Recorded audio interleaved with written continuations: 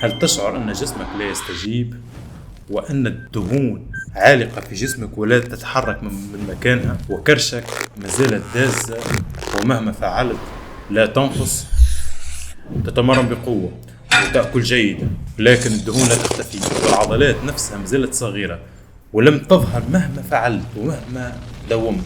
لذلك ما هو السر في كبر حجم العضلات كي تصبح لديك عضلات كما اندادك وكما تشوف فيهم في الانستغرام وكما تشوف فيهم في الواحد؟ شنو السر؟ شنو سر كبر العضلات، مثل كبر عضلات الصدر وكبر عضلات الابز وكبر عضلات الذراعات؟ ما هو السر؟ والسبب قد لا يكون في طعامك، قد لا يكون في تمرينك، بل هو في هرمون التستوستيرون. وفي هذا الفيديو سنكشف العلاقة العميقة بين هرمون التستوستيرون والعضلات وحرق الدهون، وبه ستعرف نجاحك أم فشلك في التنشيف واكتساب العضلات. لذلك عزيزي المشاهد، تتساءل كيف يساعدني التستوستيرون في بناء جسد ناشف وقوي؟ فما هو هذا الهرمون يا عزيزي المشاهد؟ هرمون التستوستيرون هو هرمون الذكورة الأساسي، وهو ينتج في الخصيتين ويؤثر على كل شيء في جسم الرجل، وموجود أيضا بكميات ضئيلة في جسد الأنثى، تقارب هذه الكميات 16 مرة أقل من كمية التستوستيرون موجودة عند الرجل. لذلك تجد الأنثى لا تبني كمية عضلات بقدر الرجل. فتأثير هذا الهرمون هو تأثير كبير، أول شيء في نمو العضلات وحرق الدهون وزيادة الرغبة الجنسية وارتفاع الطاقة والنوم وتحسين المزاج.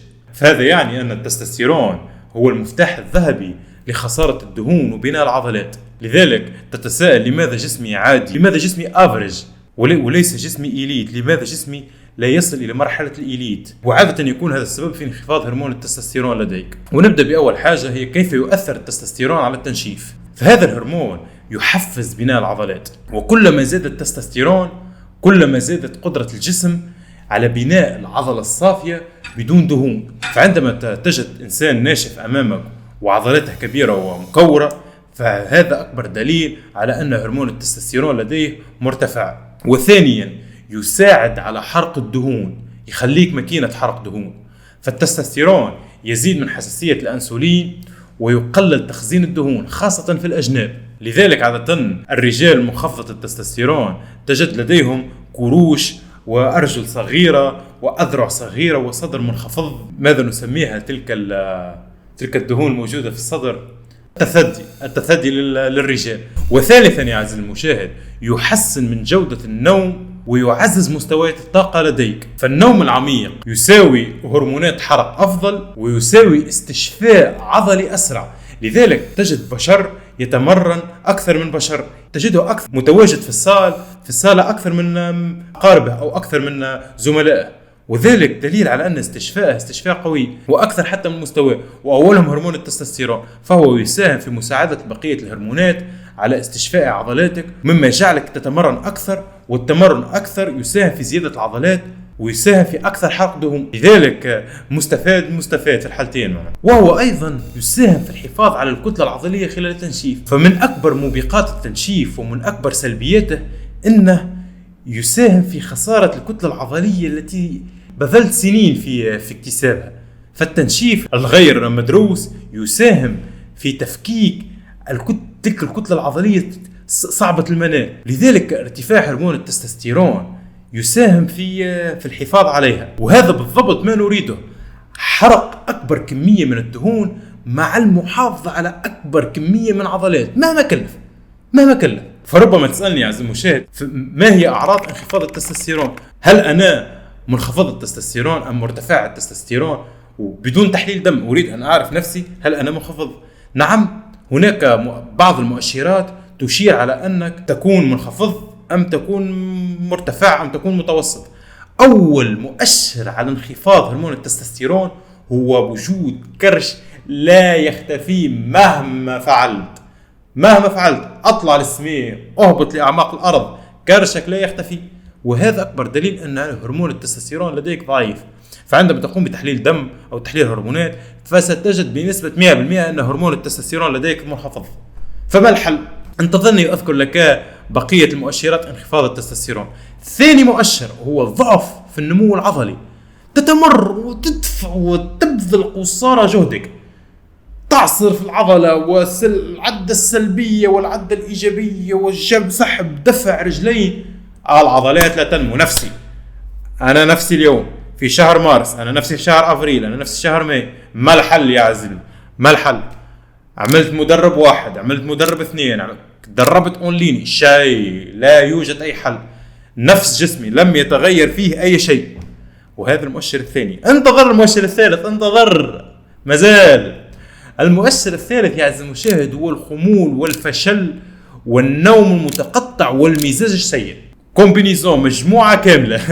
فإذا حسست أنك ضاربك الملل وفاشل ورغبتك الإنتاجية ناقصة وعندك نقص في التحفيز ونقص الموتيفيشن، فهذا أكبر دليل على انخفاض هرمون التستوستيرون. فعندما تجد نفسك يا عزيزي المشاهد انتصابك ضعيف ورغبتك الجنسية ضعيفة، ولا تريد أن تتزوج ولا تريد أن تتحدث مع الجنس الآخر، وهذا أكبر دليل على ضعف الرغبة الجنسية وضعف الانتصاب، خاصة الانتصاب الصباحي. عندما لا تجد انتصابك الصباحي منعدم ولفترة طويلة، ليس ليوم أو 2، فترة طويلة لا تجد انتصاب صباحي، فهذا أكبر دليل على أنك هرمون التستوستيرون لديك صار له انخفاض. والمؤشر الأخير يا عزيزي المشاهد هو الدهون المتراكمة رغم الأكل القليل. عندما تقلل أكلك فالمعقول أنك تنقص دهون، لأن الدهون هي مخزون الطاقة لديك، مخزون الطاقة الاحتياطي، وأنت قللت أكلك يعني فعلت وضعية الاحتياط. عندما تفعل وضعية الاحتياط المعقول أنك تحرق الدهون. أنت فعلت وضعية الاحتياط ولكن دهونك هي نفسها. لماذا؟ وهذا أكبر دليل يا عزيزي المشاهد في انخفاض هرمون التستوستيرون. وعندما تجتمع هذه الإشارات مع بعضها يعني أن هرمون التستوستيرون لديك صفر. أنت أنثى رسميا يعني. هذا يحيلنا يا عزيزي المشاهد على كيف ترفع هرمون التستوستيرون بطريقة طبيعية بدون حتى منشطات، صفر منشطات. وأول وسيلة تساهم في رفع التستوستيرون عبر الدراسات وهي طريقة تقليدية وطريقة معروفة لجميع الناس، وهي أول شيء هو التمرين. وليس أي تمرين تقول لي أن تمرين الكارج، أنا أمارس تمرين الكارج وتمارين خفيفة وكذا، تمارين البنات كما نقول لها. تلك التمارين لا تساهم بشكل مباشر في ارتفاع التستوستيرون، وإن رفعت سترفعه بطريقة غير ملاحظة وغير قوية وغير مفيدة بالنسبة لنا.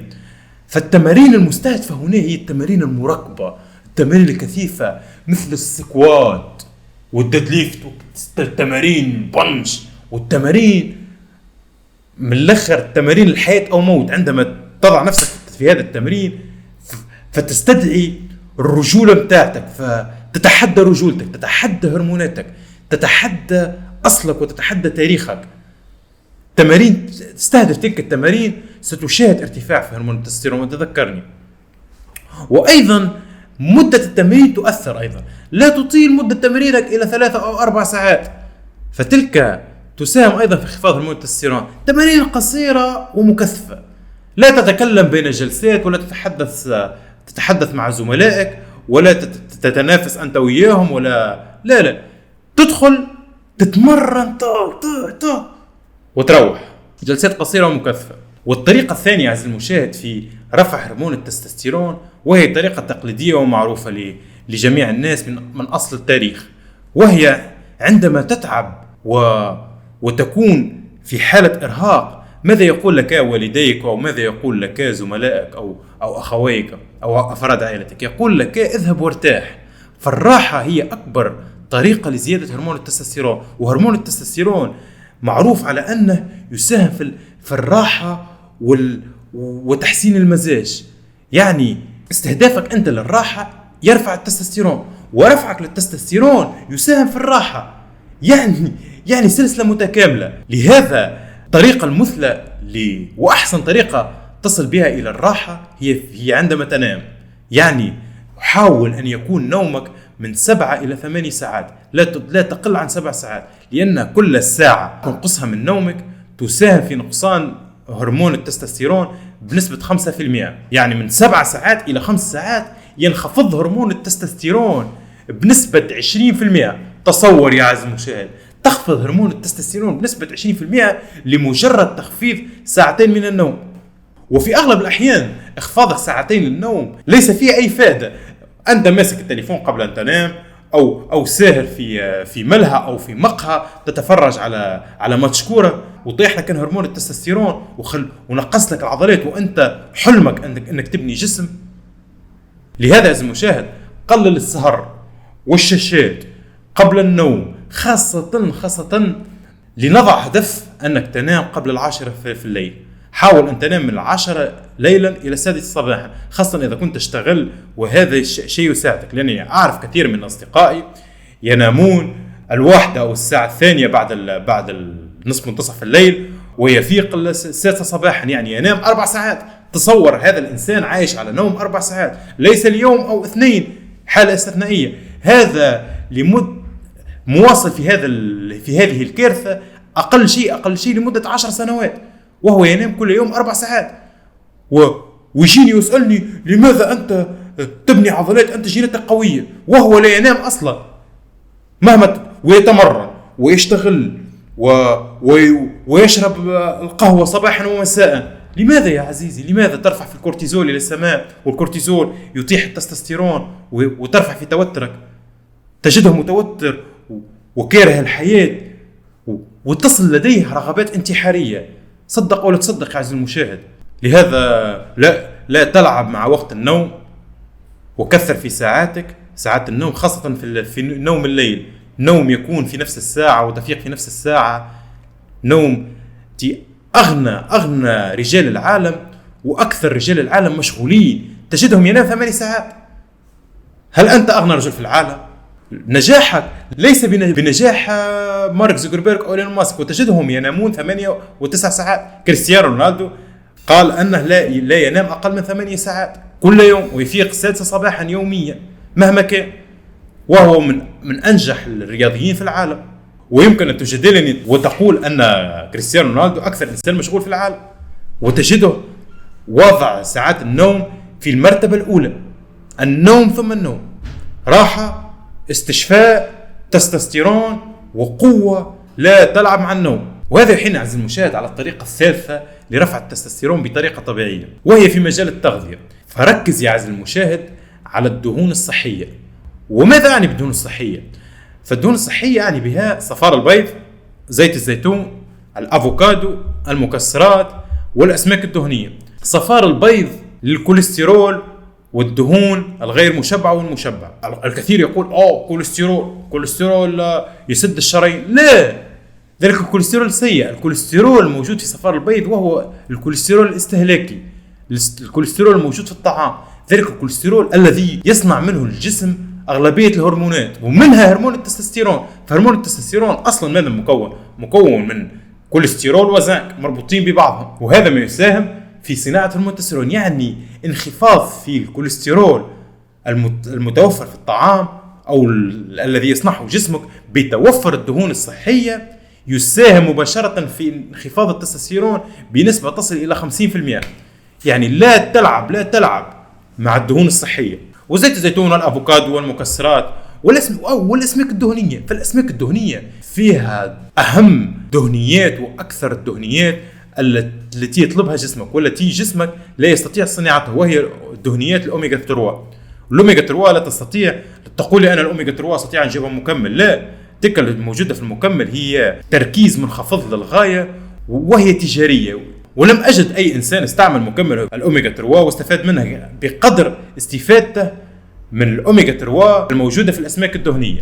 لذلك يا عزيزي المشاهد لا تقطع الدهون من أكلك مهما كنت في تنشيف قاسي، ومهما كانت نسبة دهونك. إن شاء الله تكون حتى تحب تشارك في بطولة، لا تقطع الدهون الصحية. أقل شيء 40 جرام دهون في اليوم. والطريقة الرابعة لرفع هرمون التستوستيرون هي التعرض للشمس. فتعرضك للشمس من 15 إلى 30 دقيقة يوميا يساهم في وصول إلى حاجتك من الفيتامين دي، والفيتامين دي ضروري لتوازن هرمون التستوستيرون ورفعه وتخفيض الكورتيزول. والفيتامين دي هناك من يسميه بهرمون بحد ذاته من كثرة ما قوي، يعني تعرضك للشمس هنا إجباري. والطريقة الخامسة يا عزيزي المشاهد في رفع التستوستيرون هي تقليل التوتر. حاول أن تقلل توترك بقدر الإمكان. إذا كنت تمارس رياضة المشي أو أي شيء، أي نشاط يخفف التوتر مجربة يمكن يساعدك. حاول أن تستمر عليه على الأقل مرة أو مرتين في الأسبوع. ويمكن أن تسألني عزيزي المشاهد، لقد جربت هذه الطرق كلها لمدة أسبوع أو أسبوعين، كيف أعرف أن هرمون التستوستيرون لدي قاعد يتحسن أم لا؟ أول مؤشر على تحسن هرمون التستوستيرون هو تحسن نومك. كما قلنا في سابقا، تحسن نومك يساهم في تحسن هرمون التستوستيرون، وتحسن هرمون التستوستيرون يساهم في تحسن نومك، وهي سلسلة لا نهائية. والثاني مؤشر هي ارتفاع رغبتك الجنسية، والثالث مؤشر هو ارتفاع طاقتك، ورابع مؤشر أهم مؤشر بالنسبة لدينا هو عضلاتك تبدأ بالزيادة أخيرا. عندما تحس أن عضلاتك بدأت بالتكور وبدأت بالزيادة، فهذا مؤشر كبير على زيادة هرمون التستوستيرون. وهناك مؤشر مخفي أيضا، وهو مؤشر مطلوب للغاية خاصة بالنسبة لرواد كمال الأجسام مثلا، وهو انخفاض نسبة الدهون لديك. فعندما تنخفض نسبة الدهون لديك من 15 إلى 12 حتى 10%، فسوف تلاحظ بارتفاع هرمون التستوستيرون. ومن وصل إلى تلك النسبة يمكن أن يثبت لي كلامي، وصولك إلى تلك النسبة من الدهون يساهم بارتفاع محسوس، ارتفاع ملموس في هرمون التستوستيرون. ونزولك نسبة الدهون يكون أيضا بدون إرهاق، لأن أغلبية الناس عندما تحاول أن تخفض نسبة دهونها تجدهم ميتين بالتعب وإرهاقهم للسقف، وتجده لا يستطيع أن يقوم بالفرش. وذلك أكبر دليل على أن ليس هرمون التستوستيرون فقط، جميع هرمونات داخل بعضها. لذلك نزول الدهون بدون إرهاق ذلك أكبر دليل على أن هرموناتك في مكانها الصحيح و10/10. في الختام يا عزيزي المشاهد، التنشيف والزيادة العضلية ليست مجرد رجيم أو تمرين، بل هي أيضا حرب ومعركة هرمونات. لذلك اهتم بجسمك ونم وكل جيدا وتمرن بذكاء، وسترى أن التستوستيرون هو صديقك الأول